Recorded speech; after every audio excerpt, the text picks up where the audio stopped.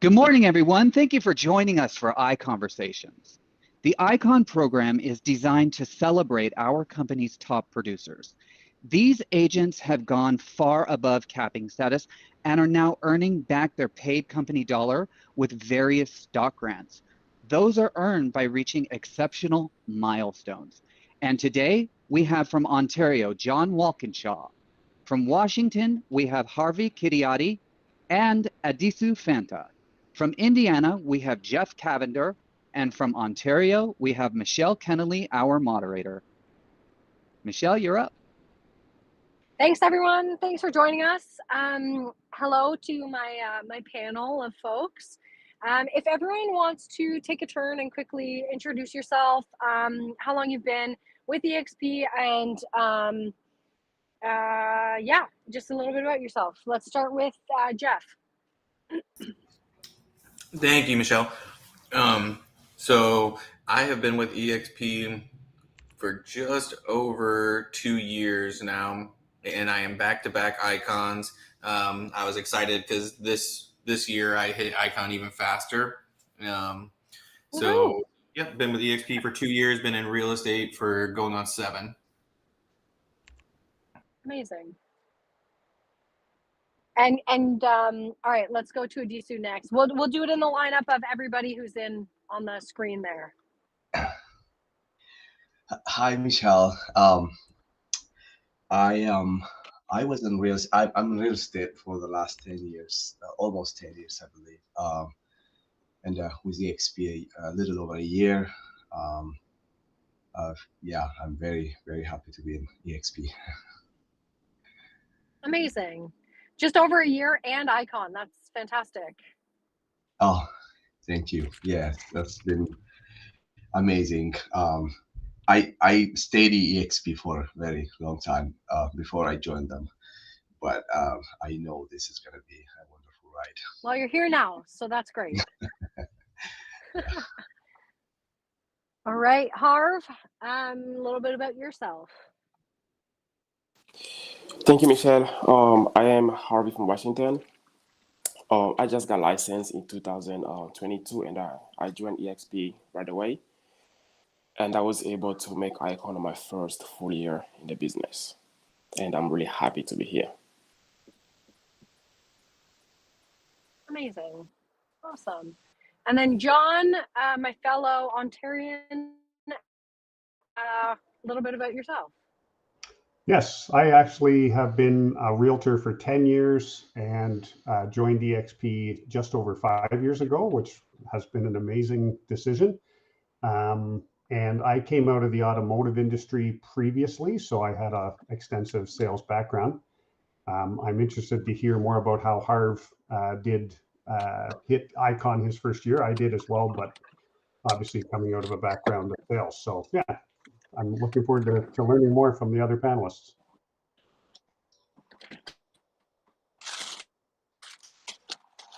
Amazing. Okay, so a little bit about me, I guess. I have been with EXP since 2020. I have been an icon all 4 years, which is a huge accomplishment for myself. I set my goals high, obviously. Yeah, that's kind of a little bit about me. So we can, I don't know if the audience has any questions yet or not, but we can roll right into some of the questions that I have set for us to go here. All right, let me just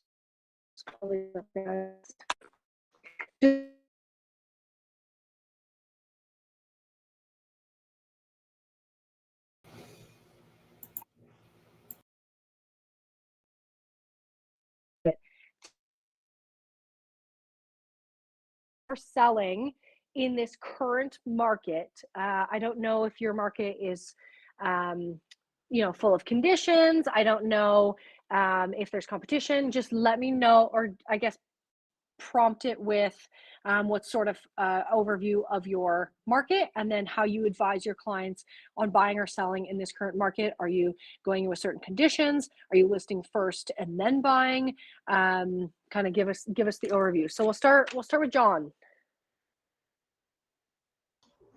Fabulous. Yeah, we are in a very different market than we were 3 years ago, but people that are not trading every day don't necessarily know that. So we're in a market where it's definitely more power in the buyer's hands, but not in an unhealthy way. I do represent a lot more sellers than I do buyers. So the conversations for me right now are very much, trying to set people's expectation on time frame, setting expectations on price that they won't necessarily, get what they might have 2 years ago, and it might actually take a little bit longer to sell. And it's maybe not going to be quite as much fun, but when they do end up selling, they will have a much more, a better experience when they're trying to purchase again, because they'll be back in the driver's seat a little bit more than they would have been a few years ago. So you always have to take the good with the bad, and I would say the market is actually improving. There seems to be more confidence now with the small interest rate drops that we've seen, and we in Canada are actually hoping for another one in the next week or so that hopefully is going to be what gives the consumers more confidence to get back in the market in a big way. Awesome. Yeah, it's very similar, I guess, to our market. I am like Belleville, Kingston area in Ontario. We've had a bit of a slower market. So I definitely relate to that. And yes, we're hoping that we follow the States with our interest rate drops in the next couple months here. So yay, let's fingers crossed for that. Adisu, tips on how you're advising clients on buying or selling right now. Thank you, Michelle, again. I am here. My local market, the place where I work is actually Seattle, or around Seattle, King and Snohomish County. Mostly, I represent most of the time buyers. I have a few sellers, but mostly buyers, and which is I believe this is really a great time for buyers. Because the market is actually really soft in here. I see most of the property actually price drops and staying in the market for more than 30 days. So the market is pretty much, I would say the prices are still high, but the market is slow, which I really believe is good for buyers. Actually, they have options, and they buy. It was crazy market that a few years ago, and it was impossible for most buyers to buy the property they love unless they put a lot of money and get out of their way. So this is a great market, I believe, for buyers. So they have options and negotiations going on, and that's what's going on with the buyer side.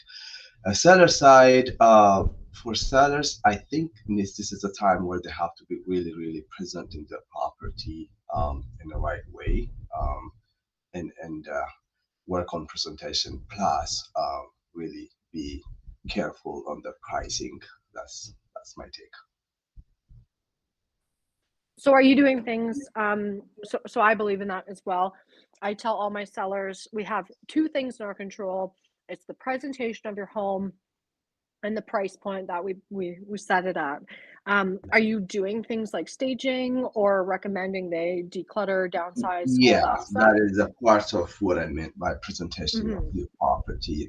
Doing the staging, doing proper marketing, putting specific details, be very professional on the presentation part, and then the marketing and staging and cleaning up the property before you put it on the market. Doing all kinds of work advising that way. I'm preparing myself now for one listing, and I'm doing everything I can to make sure that the properties actually look fresh and nice when people come. And I have to still have, careful on the price. Yeah. So that's my take. Yeah. I think it's a huge thing. And in terms of like tips for selling, a lot of agents right now, because things aren't moving, they're sort of not spending as much, I guess we'll say. And when they're not spending as much, say they're not doing staging, or they're not presenting the house in a way, or helping their clients, declutter or whatever, I think it shows poorly, not only on that agent, but sort of as an industry. So in this stage of the market, where, I mean, we're slow as well, I think it's important to spend a little bit more money, and to spend money, period, on marketing, and on decluttering, and on staging, and doing all these things, because you really only have one chance to do this. So Yeah. I think that sets us apart from other agents, where we're still continuing on with our high level of standard for presenting houses. So I like that you're doing that. Yeah, Michelle, I can add that on that. I see a lot of houses which presented very well sell faster than those property which is not presented well. So it is a competition between the properties now. Absolutely, I totally agree. Yep. Okay, we'll go to Jeff. What are your kind of tips on how you're advising clients on the buying and selling side?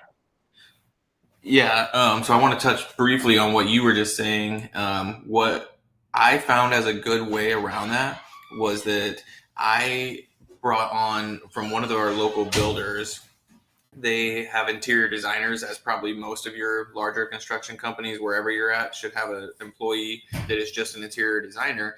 I worked with her, and so I created this position on my team where I frame her as the interior designer for our team. And so as part of all of my listing presentations, she is presented, and she comes, and then she will walk through and tell the clients all of the things they need to do to get top dollar for their home and to sell it better. And for some reason, the clients listen a lot better to her than to like the agents on the team, because she's a professional just in that. And so that's really helped us to get the sellers to do the landscaping, the painting, the small minor fixes. And she actually only charges us like $150 a house, depending on how much services she has to do. So that's one thing that's just helped us with that. Another thing I do with the sellers currently is they always want to know how long are things sitting on the market. And we're in a little bit of a bubble from what the national is, just because our job industry is really good in this community. But I tell them we can either sell it in a week or in 60 days, because average days on market is 59 days where we're at. But you still get bidding wars on homes if you're staged well and priced right. So I explain all that to them. And then the same thing with the buyers. We're getting into a lot of small, $5,000 counters going back and forth. And I've taught my agents that it's not about the $5,000. It's an emotional thing for the buyers. It's for the sellers, it's about the $5,000. For the buyers, I don't think they could care less, really. It's emotional. So I've tried to get them to speak to the buyers on emotions instead of, because we'll spit back to them, well, it doesn't change your mortgage, but $5 a month, and you're fighting over this. That's not going to get anywhere with these people, because it's emotional to them, not factual. And so then we just reiterate the house and the dream of owning the home, why you like that home. And we've had a lot more success that way. But our market's definitely, we never really saw the dip, even in the 7% and 8% interest rates. So it's still a hot and heavy market over here for us, but that's how we're handling things. That's amazing. I think that's so important. If to the agents listening in, if you don't have a stager on hand or an interior designer, you should really be going out and finding one that can work as part of your team. I have a stager. She is very blunt. So she comes to the house, she tells people like this, absolutely not. That, nope, absolutely not. Get rid of this, get rid of that, get rid of that. We'll bring in this, that, and the other thing. And it's just that, you don't have to be the bad guy, I guess, in terms of telling people what to get rid of or what to change or what to do, because you want to still keep that rapport with your client and not insult them at the same time, right? Whereas a third party person, they're coming in to help in that situation. So finding yourself a stager or an interior designer would be huge for you to have in your arsenal, for sure. So I totally agree with you, Jeff, on that. Okay, Harvey, what are you doing? Any tips on how you're advising clients on buying or selling right now? Yeah, thank you, Michelle. So I am kind of opposite with John. I represent more buyers than I do represent sellers. So I would say 90 to 95% of my clients are actually buying.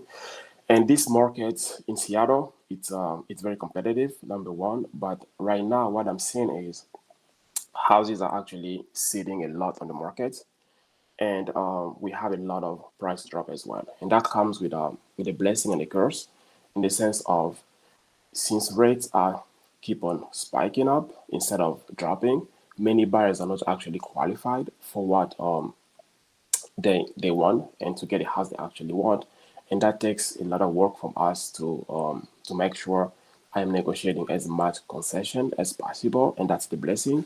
Since sellers are not really able to sell the houses faster, I'm able to get as much concession as possible, to like up to 6% sometimes, to cover closing costs and get them the rates buy down. But also, I am just advising them to take advantage of this, because the house they're actually wanting to buy right now, if they wait for rates to drop, that's going to bring more buyers on the market. And with more buyers in the markets, you may or may not be able to afford the house you're actually looking at. So I am really advising my buyers to really take advantage of that. And now I'm doing the best I possibly can to make sure they get the best possible rates, and work closely with my lenders to explore all the options on the lending side to make sure we have the lowest rates possible for them. Amazing. Are you representing buyers mostly that are either first-time buyers or don't have a house to sell? Yeah, so mostly they're first-time home buyers. This is also one of my biggest strategies when I got into this business. I knew I had no experience as an agent when I came in 2022, and I did not want to basically expand my business so much. I tried to find a niche that I actually was able to master in a very short period of time, focus on that niche, determine my market, and then just stick to it. So coming in, when I got into EXP, I had a conversation with my mentor, and then I told him, hey, my main strategy is I want to focus on one thing. And since I am also an immigrant myself, I wanted to focus on first-time home buyers, and then mostly immigrants who don't really know much about real estate, so I can educate those people much better and then show them the value of home ownership. And I just focus on first-time home buyers, and I just stick to it. And that worked, yeah, that worked really well for me. That's amazing. That's really cool. Okay, did anyone have any other tips to add to that? If you thought of something. All right, next question. Listing presentations. And I know, Harvey, you mostly work with buyers, so that's okay. But I want to talk about listing presentations. So what do you do? What do you take with you?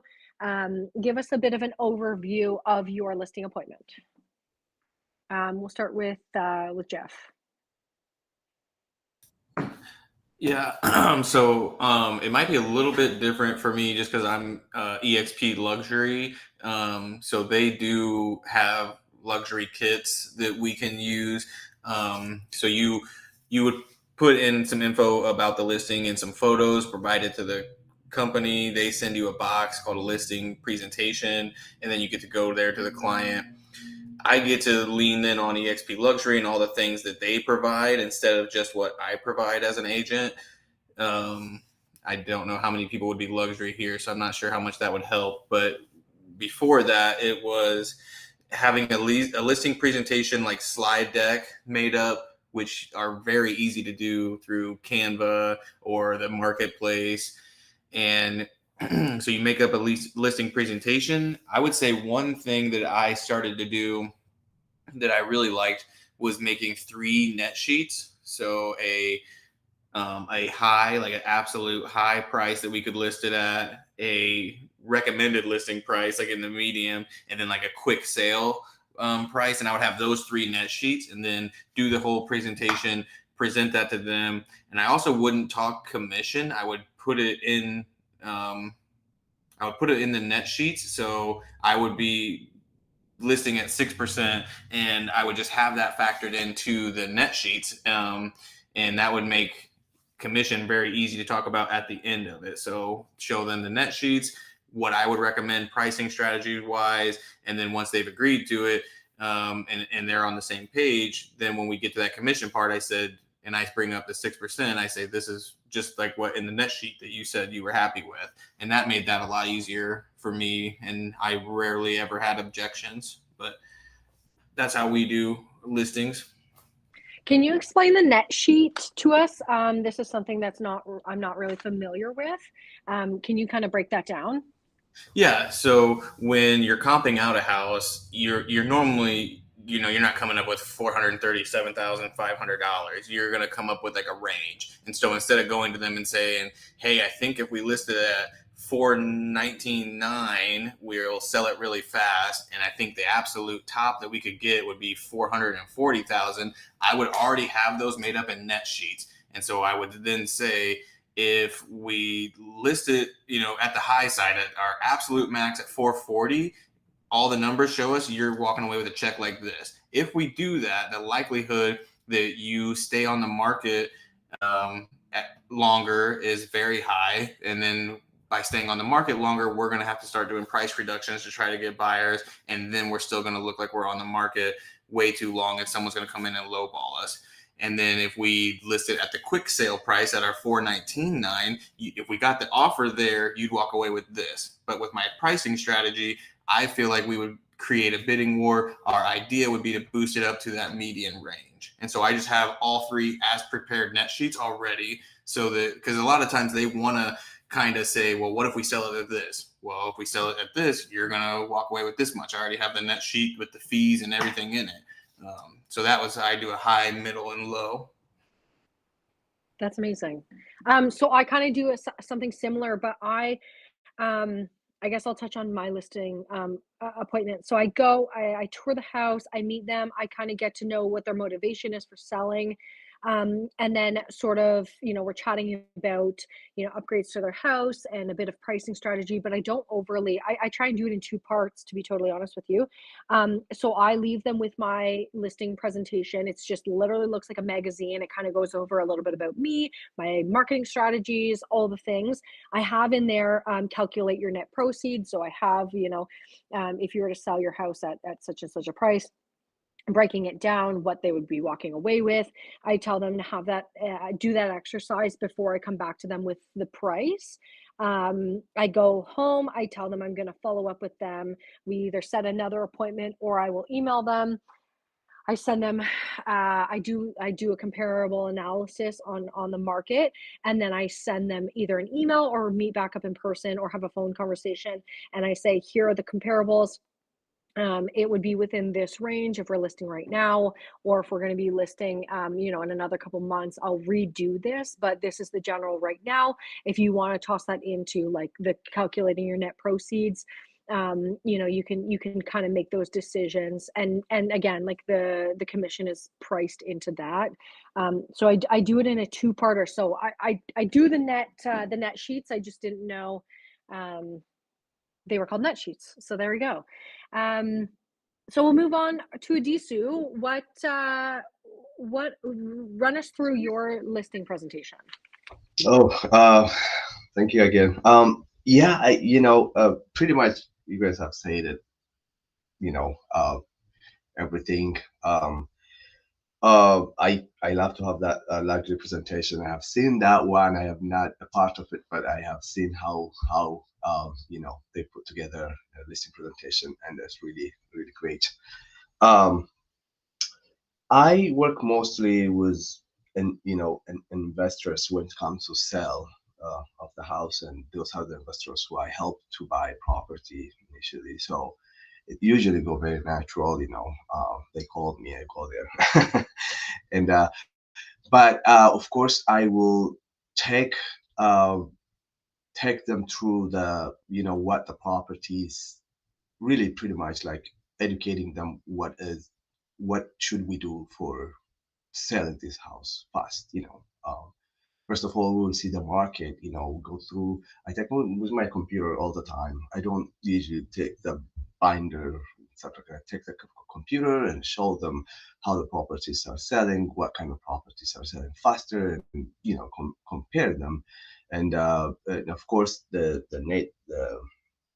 net sheet, I show them how much they can walk away if they sell it, and selling it, listing it at a high price. Most people want to list with high price, and teaching on the advantage of putting in a lower price and attracting more people to come to the property. Yeah, pretty much very natural, educational, walking through them, my own process to list. Pretty much, I show them this is what I do to put it on the market, and this is the reason why I do it. Kind of presentation.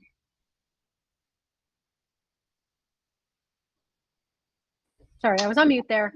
That's amazing. I love that. All right, we'll move to Harvey. What are you doing? Walk us through your listing presentation. Yeah, so mine is pretty much similar to yours and Jeff. The only difference is when I go to listing presentation, I want to know the motivation the day before. When I talk to them on the phone, I have to understand the reasons why they are actually selling the property. And then the same day, I'm not going to email them my listing presentation, so they have an idea of who I am, and then how I run my business and all of these things.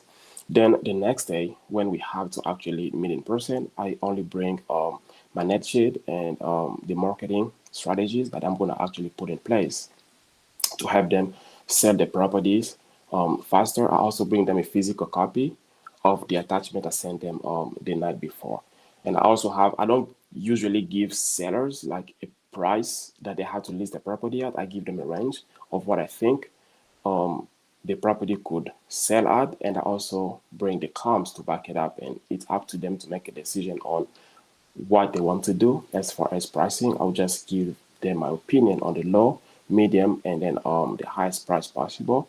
Then we go from there. I also include my commissions into the net sheet, and I've never had any issues with any listing I had, because when they see how much they are going to walk away with, they have no objection when it comes to my commissions. And I explain to them how am I going to use my commission when it comes to staging, cleaning the property, and I offer photography and all of that in my commission structure. So I've never had any issue with any listing I got. Okay, awesome. And John, what are you doing? Walk us through your listing presentation. So obviously a lot of the same type of thing. I actually have a book that I drop off the day before or a couple days before, depending on the timing, which is a pre-listing package, and it kind of walks the people through, my background, basic information about the market, the commission right up front and the different ways that commission could potentially change, and some samples of my photos and videos and all the different stuff that we do. And that way, when I actually arrive at the listing appointment, quite often I see my pre-listing package sitting on the table. Quite often there's a page in there for homework for the seller. Quite often they've got their homework done, where they've got their survey sitting on the table and a list of a couple questions. And that allows me to, kind of go in, see the house, sit down with them and ask them what questions they have. And they would ask me the pertinent questions that are on their mind. And I can spend the bulk of my time chatting with them and learning about them and building rapport, and not so much selling, my services.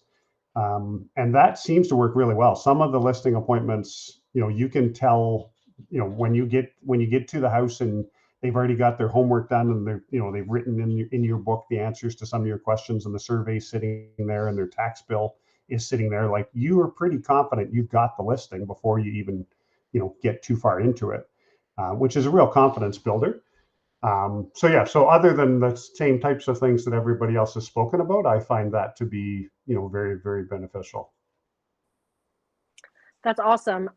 One other tip that I do my listing presentations is that if I know we have a really good rapport and I start to hear their language change to, okay, so when we get this listed, we can do this, we can do that. They start talking to you as if they're already listing with you. What I try and do is I say, okay, hear me out. Let me look up when my media person is available, and maybe we can get it booked in right now while I'm here, so we have a definitive date of when we can go live, and then I will get all the paperwork started and sent to you ASAP, so we have that going into the system. We can order the sign, we can do all these things very quickly. Okay, and then I pull up my media person's availability. I tell them, okay, so her first availability is on next Wednesday from now at 10 a.m. Do you think that would work for you to be able to get all this stuff done and then for us to go live with media?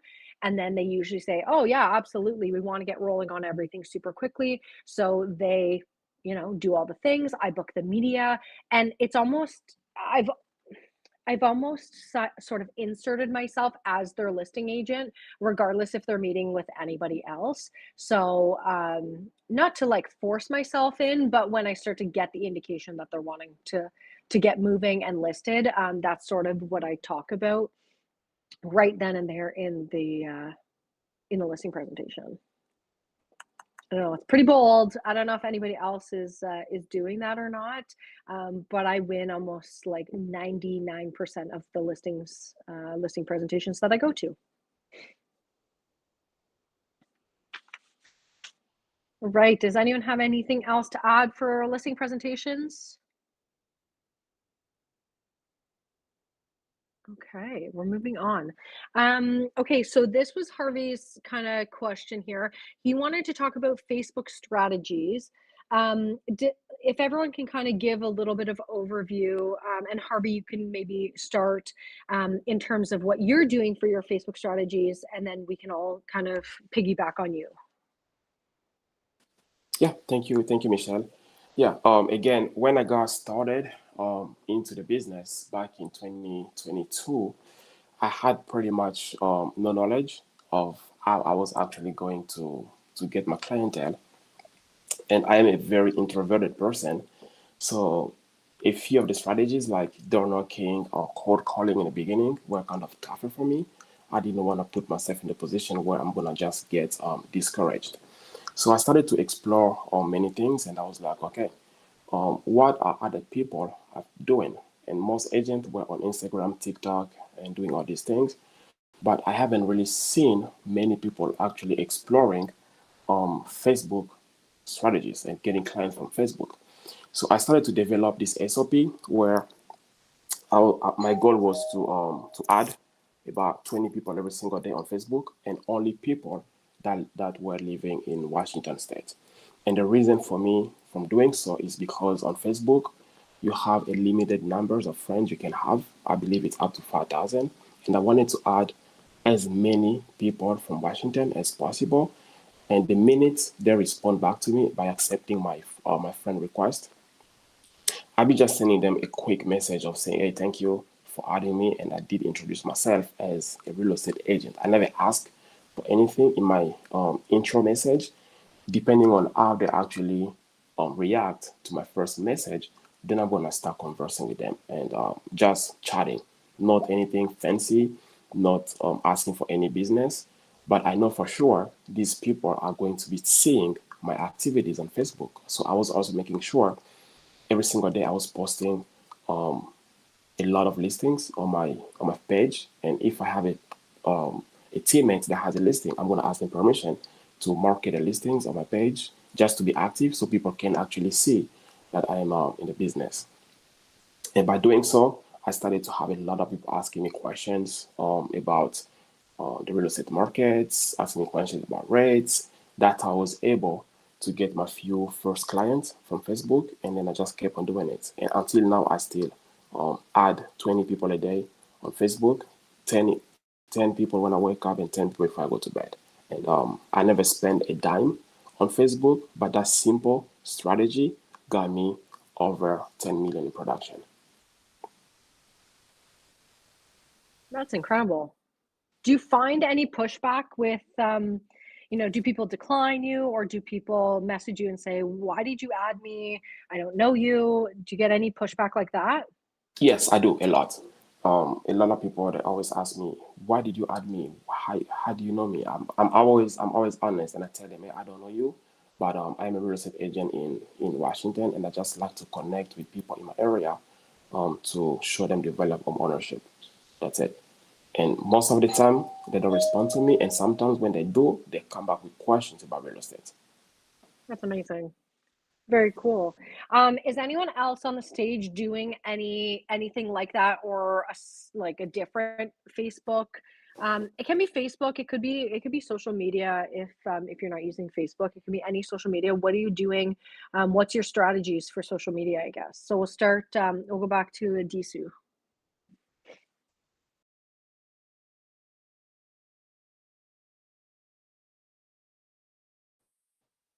Or we can hop over to Jeff. That's fine too. Yeah, I can go. Okay. So I, with never mind. I, You said I, go. the computer go to sleep and then suddenly everything disappear. I have to get back into it. Oh Did you gosh. call my Okay. name? And that like 2 minutes? did. I don't know. Yeah, I did. That's okay. We'll go to Jeff, and then I'll ask you the question next. So Jeff, you just go ahead. Okay. So for social media, Instagram and Facebook, they're linked. They're owned by the same company, so you can post together. So posting wise, we post to both. One cool thing that I do on Facebook that I don't see anybody else do is Facebook will tell you whose birthday it is every single day, and I have a prompt in my notes, so I just copy it and paste it on every single person's birthday, and it's just like a happy birthday from your local favorite realtor. Hope you have a great day, with some emojis in there and stuff like that. And so every single day, I'm telling everybody on Facebook happy birthday. And even other realtors and stuff like that. And usually you might get a comment of something about, I think I have another favorite realtor or something. But I've actually gotten clients where they said, like, you told my husband happy birthday every time it was his birthday. So that's a little thing I do. I run a team, and so I highly leverage the team. Like, I have a $3 million listing on one of our lakes. So I said, guys, make this your listing. Like, everything I do, put your face on it instead of mine, and let's make our social medias and market all these properties so we're all sharing each other's listings constantly. We run our numbers, like at the end of the year, it's not going to say, like, my post will say we did 40 million, but it'll have my face on it. And then I tell the team, hey, you guys do this, but you don't have to mention me. You mention yourself and have your face all over it. And it really helps the newer agents to grow this social media following, because it'd be pretty hard for a brand new agent to come on and not have any listings to share, open houses to do. And so we really use Marketplace. The luxury EXP version, their design center is way better, I think, than Marketplace. So I actually make a lot of our team's stuff for them because I think it looks better through the luxury one. And so we're just constantly posting stuff like that, and then engaging with people is really our strategy on there. Oh, I love that. Oh my gosh, that Facebook birthday post. Like, I wish everybody a happy birthday on Facebook. I actually time blocked to go onto Facebook because I deleted it from my phone. So I time blocked to go onto it so I don't get sucked down the rabbit hole. But I wish every single person a happy birthday. And how brilliant is it to put your favorite realtor, like, signed your favorite realtor? That is so good. I love that idea, and I'm totally stealing it and implementing it in my life. Absolutely. So good. Okay, Adisu, do you want to touch on what you're doing for either Facebook or any social media strategies? I am on Facebook and Instagram too. I don't do much on Instagram, but mostly on Facebook. Well, we I have a virtual assistant, very very good virtual assistants. In the past, I have few of them, especially for the birthday. They did a little videos and I post them for everyone's birthday, like this generic video but it makes them so special. Everyone responded really, really nicely. Like I don't know how you do it, but it was pretty simple and it's generic and but a small video for everyone. It was really good. I have a lot of business coming from Facebook. As Harvey does, I also created few years ago a Facebook account and add only local people so that I can reach out to people in Seattle and within King and Squamish County, and it was been really doing very well. I have a lot of response from Facebook. Uh, Now I am trying to. Before we were only doing like painting, sold property, but now I'm working on making more small videos and also um, um life, what I'm doing every day and stuff like that. I don't do that much like most people do, but I'm trying to do that with the encouragement of my virtual assistants, put something natural, and I see people responding to that. When I put my son's picture, we go to camping and stuff like that, people respond way more than just listed. So yeah, that is pretty much engaging in Facebook is great for me so far. Yeah. Amazing.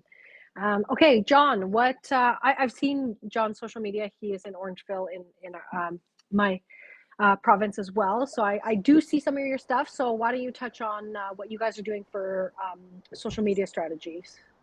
Oh, that's fantastic that you've seen it. We do a lot of the same types of things that everybody has been speaking about. We really try hard to not post too much and to try and post different things on a regular basis. So we do videos on each of our properties. We do the typical photo type scenarios, and we do kind of advertisements all related to our listings. We don't advertise, come deal with us. We say, we've got this listing. Here's the great aspects of it. We try and have some fun. We do the reels, and kind of, in a day or two type time frame, we'll do one post that has pictures, another post that has video, another reel of some sort. Anybody that shares any of those, we always, go on and thank them for the share, which again, I think kind of encourages them to do that again another time. So I don't know. I think not barraging people is important, and I think always having some type of fresh content, and splattering in some personal items, as some of you have mentioned. People want to know you're real, and if you've got a dog that you're walking, or you're training for a certain thing that you're trying to do from a certain length of run or whatever aspect of your world, people actually engage with that, and having a splattering of those different types of things is always helpful. And I also like being able to reference other businesses. So if you go to a great restaurant, you can kind of put out a referral to them saying, had an amazing meal at 123 restaurant. Make sure you check it out. And those types of things ultimately get shared by those restaurants, and people that have relationships with that restaurant, feel like they've got a bond with you, and and that just kind of keeps you top of mind with them as well. So a whole bunch of different stuff. Just kind of be intentional. Don't just throw stuff out there without an intention or an understanding of what message you're trying to say. I could talk about social media strategies all day long. I have taught the course actually in EXP World University on multiple occasions. So I could talk all day about social media strategies, but I'll touch on a few points that I always preach to my team and preach to any agent. One, be on social media. The whole word social is for the purpose of you actually being social on your platforms. So always engage with people. at all the time. Any post, someone comments something, literally comment back to them. Anything you can think of that will engage them. I think there's a lot of misconception about being on all the social media. So tip number 2, don't be on all the social medias. You don't need to do that. You can just choose the ones that work for you, work for your audience and what you're trying to accomplish.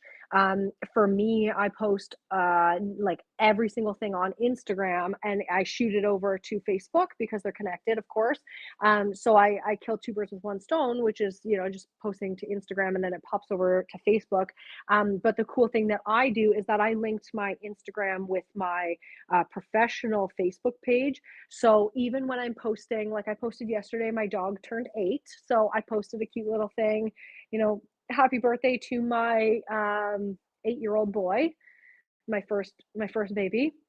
And then it shoots over to my professional Facebook page, and the amount of engagement through the stories was wild. Honestly, so many people are like, happy birthday to your dog, happy birthday Skilo. His name is Skilo, and he's all over my social media, so people actually know him. He's a part of their world as much as as mine, because they watch my social media stuff. So definitely posting about dogs. I post sometimes about my kid, but I blank out his face just because I'm very cautious with that. But kids and dogs and pets get huge engagement with your audience, and especially when you're posting to your stories, it's huge. You get that engagement, and always engage back with them no matter what, and be on there. And the purpose that I link my professional Facebook page with my Instagram and post a lot of personal things is because I want to drive more people to that professional page. So I have people go on and follow me on there. If they're not on Instagram, they follow me on Facebook because they want to see what I'm doing and what's happening, and not just real estate related content, which I really, really try and push non-real estate stuff on my stories the majority of the time. So utilizing that. When people comment on any of your posts, comment back. Absolutely. Someone could post something like even just a heart eye emoji, comment back to them. I know it's hard to work with stuff like that, but I encourage everyone, just respond with, I know that was my reaction to what's your favorite part of the house, right? From a heart eye emoji, it's hard to think of a response, but there you go. Or if, sometimes we get like negative comments like, oh, that's overpriced, comment back and just say something along the lines of, have you had the chance to see the house yet? If not, let's connect. I'd be happy to take you through to show you the value here. So kind of always commenting. I get a lot of from my media person. She goes, she told me yesterday, actually, you get a ton of comments on all your posts and all your videos. And I'm like, I know, because I'm very engaging with people and I want to have chats and, put that out there. So if you go to my social media, it's very personal. It's very colorful. I have, listing videos that are hilarious and fun. You can go to my social media. It's mk.realtor on Instagram. Tons and tons of I literally just try and have fun with all my videos. And that's why people hire me sometimes, because they like my social media videos that I make. They're engaging, they're interesting. I don't have just solds, just listeds. I really rarely post anything about having solds because people know how busy I am at this point in my career. But those are just some of my tips of how I'm using social media. Another tip, I guess, would be for if you're on Facebook groups, maybe you start a community group and you spearhead that, and every time you post, people see your name on there, so they're like, oh, what, this guy's a realtor or this girl's a realtor, that's awesome. And then you stay top of mind there, which is really cool. So those are my tips. I thought I would share what I'm doing because I'm doing a lot of stuff on there. So yeah, I don't know if anyone else has anything to add on the stage here. I had 2 things I wanted to add. One, like you said, the group thing, that's really amazing, and definitely to be in those. What I've learned from going to conferences before is to start your own group for just your past clients, and it's a private group, and then you can post things in there, like for a client get together, or giving away some Starbucks gift cards or stuff like that. But it's a good way to retain your clients. Another thing though that I do and I've noticed recently is I comment on other realtor stuff. So if you're friends with other realtors in the area, they're posting their under contracts, just closed, and I'll comment some things like, great job, or whatever. And I've had agents start to respond to me. And I don't know these agents at all, but I have such a big social media presence that they'll respond back and say things like, "Oh, that means a lot coming from you." And I'm like, I don't even know who that is, but it's a good way to try to recruit over to EXP in a slow way, not the brazen way most agents have been approached by EXP, but this is a slow drip, just by saying like, hey, great job, like being friendly in the community instead of we're all competitors, because part of our income is a passive income through rev share, which I don't think enough people focus on. And social media is actually a great way of expanding that. I think that's huge. If you went to my Instagram right now, you can see that I have a link and it says join my team. So you can, anyone can click on it, and actually just go to the careers link. But that's a good point. Having conversations not only with potential buyers and sellers, but you're having conversations every single day with other agents, which I think is, amazing, and just showing what we're doing, and the collaboration here is definitely huge.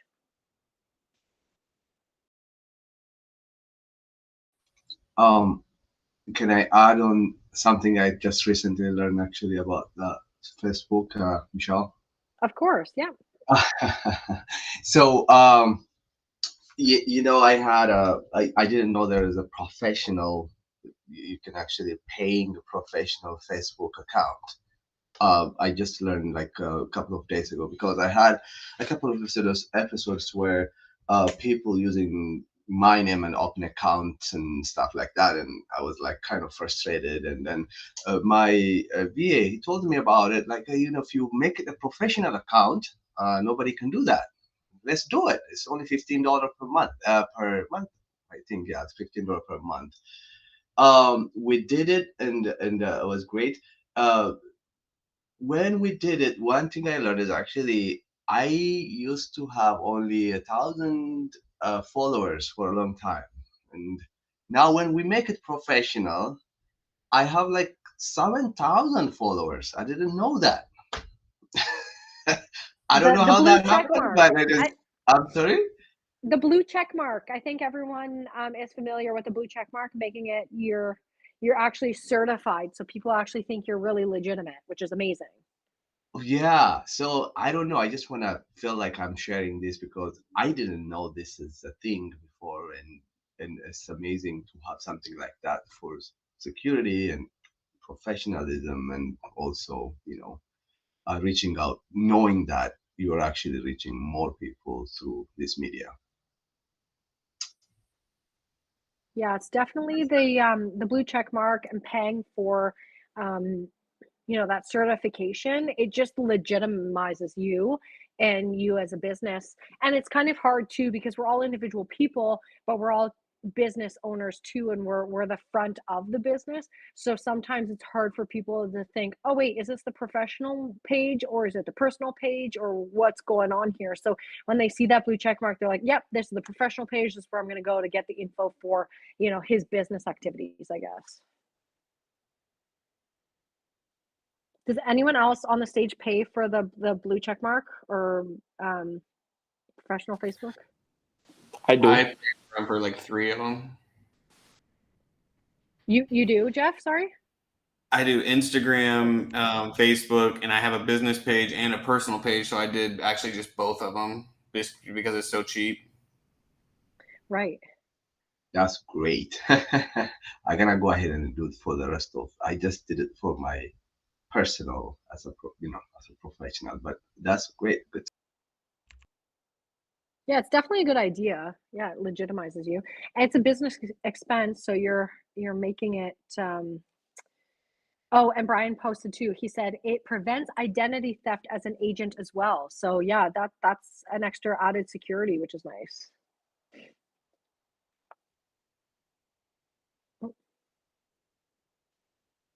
Oh, there we are. Okay, does anyone, we're kind of getting, like we're at 12:53 right now. So I guess let's end it with, If you guys can name one thing that you can attribute to your success to becoming an ICON agent. Oh, we'll start Adisu if you want to go. Okay.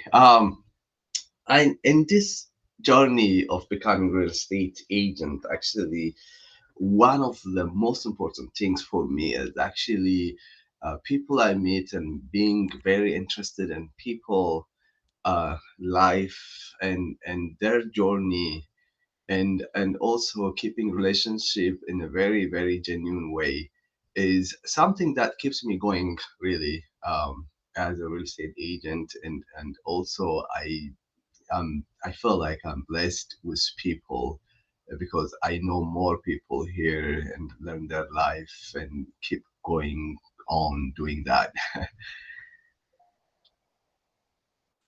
Amazing. Yeah, those connections are so key. Absolutely agree with you. John, what is one thing that you attribute your success to becoming an ICON agent? I think in my case, and I think in anybody's case, that not being a secret agent is really important. So everything you Yes. do, everywhere you go, making people aware that you are a real estate agent. Bringing up the fact that you just came from a showing or something like that kind of makes them say, "Oh, you're a real estate agent," and then you kind of have a conversation. So a passive comment, even something as mundane as the fact that you just came from a showing, can kind of open up real estate conversations. Yeah. And it seems organic, which isn't pushy sales type stuff, but it makes you engage with more people on a regular basis. So for me, I would say, being not shy about the fact that I'm a real estate agent has opened up so many different conversations with people. Some people I know, a lot of my business, I would say probably 90% of my business is based on referral and repeat and people that I know. So sphere of influence. Which I would much prefer to deal with than anybody I found off the internet or anywhere else. For sure. It's just a nicer, smoother, easier process, and you've kind of got built-in credibility before you even get going. So yeah, I mean, I know that sounds like a bunch of different points, but it all kind of goes back to the one point, and that is don't be a secret agent. Make sure the world knows what you do and be proud of it. Amazing. I love that. Harvey, what's one thing you can attribute to your success becoming ICON? Yeah, I think the biggest difference for me came when I realized that the success I was actually looking for was in the work I was avoiding. And last year, what I started doing was I started doing more of the open houses, started doing more of cold calling, started to engage more, like John said. So I was basically avoiding these things in the beginning because I was kind of like an introvert person. But when I started doing more of these things, putting myself out there, making sure that every single person I was interacting with knew that I was in the business, that I was doing real estate, made it much more easier for me to get not only new clients but also referrals. And I think I saw my P&L in the business like going super super crazy when I started doing those things. Okay. And then Jeff, have you touched on this yet? No. What can you attribute one thing to attribute to your success at becoming an ICON agent? For me, it's being authentic. So I have it all the time where we'll be walking through showings and people will just stop and say like it's really great working with you. Like you're really yourself. You're not somebody else. And that doesn't mean that you can't show $1 million luxury homes and then $100,000 homes. It's just that, and we are a big Zillow team, so a lot of these people, it's our first time meeting them, and I always just try to tell the team, be yourself. Like you don't have to be someone else because they're going to know that. And so my whole career, I've just been myself, and that really helps build referrals. And it doesn't just limit you to like if you think you're one thing or the other. You can speak to $1 million buyers and you can speak to $100,000 buyers, and if you speak to them genuinely, you're going to get such a better referral system built up. And then just follow up, really diving into KV Core is what we've been working on lately. But those would be the two things I think. Amazing. I'll quickly touch my success becoming Icon agent. This is year number 4 for me. So four words. I'm very motivated by goals. So I set my goal. I said I'm going to become an agent, Icon agent, and I'm going to make that happen any which way that needs to happen. But it is just working my sphere and my referral basis, and just being genuinely me, helpful, honest, and just really upfront with people. And I think it's gotten me where I am today, just being totally honest and genuine to what my goals and my values are. So I think that's it. That's all for me. Brian, You I all think have been we're an amazing panel today. Michelle, thank you so much. You are appreciated. All of you are so appreciated. If any of you out there in the audience are watching this in an active Icon benefit year, you're going to get a couple points just for being here today. And if you're watching this on YouTube, smash that like button. We are here every Friday